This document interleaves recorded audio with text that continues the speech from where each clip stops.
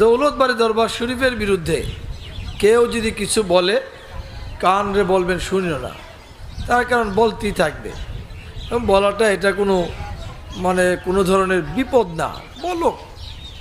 কারণ আমাকে কেউ হিংসার বশবর্তী হয়ে কিছু বললে তাকে বলতে দেন, তাতে আপনাদের ক্ষতি হবে না, যে বলল তার ক্ষতি হবে। আপনাদের লাভ হবে, আপনারা সতর্ক হয়ে গেলেন যে ওই লোক থেকে আমাকে দূরে থাকতে হবে, কারণ যে আমার মুর্শিদের বিরুদ্ধে কথা বলে সে আমারও দুশ্মন। ওই ছেলেটা মারা গেছে, কারণ ওই সময় থেকে বাবা আমি একটা চিন্তা এবং চেতনা নিছি, বাবা হায়াত মৃত্যুর কথা বলা যায় না।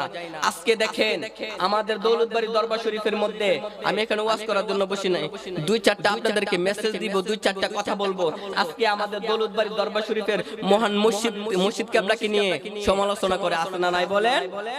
আজকে ওই দরবারের কথা বলতেছি, ওই দরবারের মধ্যে যদি ইমাম সাহেবের সাথে যদি ফজরের নামাজ যদি একটুখানি মিস হয়, আমাদের মহান মসজিদ কেবলা কি শাস্তি দেয় জানেননি? পানির মধ্যে নিয়ে এরকম ভাবে এই বুক পর্যন্ত আধা ঘন্টা খাড়া করে রাখবো। নামাজ ফজরের নামাজ মিস হইছে কি লিগা, একটুখানি দেরি হইছে কি লিগা। এবার বুঝেন কোন দরবারের মধ্যে আছি বাদান, আমরা নামাজ পড়ার দরকার আছে না নাই বলেন। আজকে দেখবেন গড় গড় পিসাব হয়ে গেছে, কথা বলেন ঠিক না বেঠে? আজকে আমার মতন সুন্দর করে পাগড়িটা বাঁধতে দেই ফিরে কামেল, কথা বলেন ঠিক না বেঠে? আজকে এই দৌলতবাড়ি দরবার আজকে কালকে দরবার না, কথা বলেন ঠিক না বেঠে?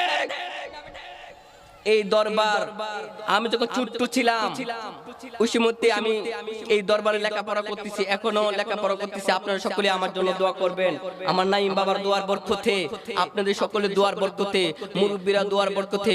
বাংলাদেশের বিভিন্ন জায়গার মধ্যে আমি ছোট মানুষ মহব্বত করে দাওয়াত দিয়ে যায়, দুই চারটা নবীজির কথা বলি, আল্লাহর ওলিদের প্রেমের কথা বলি। কারণ এই সাহসটা কোথায় থেকে এসেছে? এই সাহসটা আমার আল্লাহ পাক রব্বুল আলামিন, আমি এই চেয়ারে বসার কারণে আমার এই চিনার ভিতরে এই কথাগুলো সাহস ফেরেশতার মাধ্যমে ঢুকাই দিতেছে, কথা বলে ঠিক না বেঠে? কারণ বাবা আজকালকা আপনি দৌলতবাড়ি ফিসা হুজুরে বদনাম করে কি লাভ হইব? আজকে এমন একটা দরবারের মধ্যে যাইয়া বাবা আমরা হাজির হয়েছি, এবং যারা আমার পীর ভাইয়েরা রয়েছেন তাদেরকে জিজ্ঞাসা দেখেন ওই দরবারের মধ্যে এহক্ত নামাজ যদি কোনো ছাত্র মিস দেয়, তারে নিয়ে আধা ঘন্টা 1 ঘন্টা নিয়ে পানির মধ্যে দাঁড় করায় রাখে। এবার বুঝেন কেমন দরবার আজকালকা। ওই মহান মসজিদ কেবলাকে নিয়ে তোমরা যারা সমালোচনা করতেছো, আমি ইব্রাহিম জুয়েল নামি বলতে চাই, এই তোমরা যেটা বলো না কেন, আমাকে অনেকে আইসা ফিডের মধ্যে মরা, বাবা ওই তোমার মহান মসজিদ কেবলা তো শিয়া হয়ে গিয়েছে, তুমি ওনার মুরিদ ছেড়ে দাও।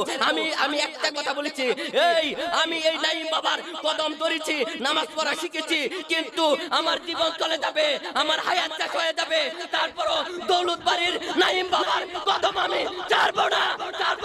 কথা বলার ঠিক না?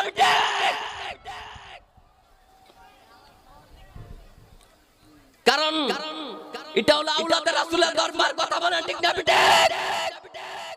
সাধারণ কোন দরবারের মধ্যে বায়াতের রাসূল গ্রহণ করি নাই। আজকে যারা না শুনে না বুঝা মিথ্যা একটা অপবাদ আমার মহান মসজিদ কেবলার উপরে চাপাই দিতেছো, তাদেরকে আমি ইব্রাহিম জুয়েল নামি বলতে চাই, এগুলা ঠেলাঠেলি বন্ধ করো। আজকে হুজুররা ঠেলাঠেলি করার কারণে আজকে ইহুদি নাসারা, ভারতের নুপুর শর্মা এবং ফ্রান্সের মধ্যে আমার নবীকে গালি দিতে সুযোগ পাইছে, কথা কোন ঠিক কিনা বলেন? আজকে এগুলার কারণে হুজুররা ঠেলাঠেলি করার কারণে আজকে ওই ভারতের মধ্যে আমার নবীকে কটূক্তি করতে সুযোগ পেয়েছে, কথা কোন ঠিক কিনা? আজকালকে আমরা হুজুররা ঠেলাঠেলি এগুলা বন্ধ করতে হবে, কথা কোন ঠিক কিনা?